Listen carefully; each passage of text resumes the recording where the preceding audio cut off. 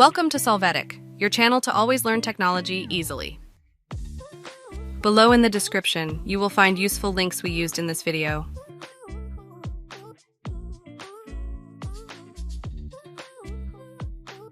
Today in Solvetic, we will see how to do I stop text from jumping to the next page in Word.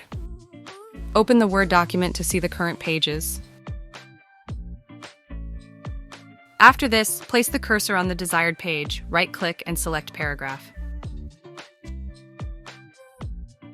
Now, in the pagination section, uncheck all the active boxes. You can apply this change so that the pages do not move. Hey, remember to subscribe Solvetic channel.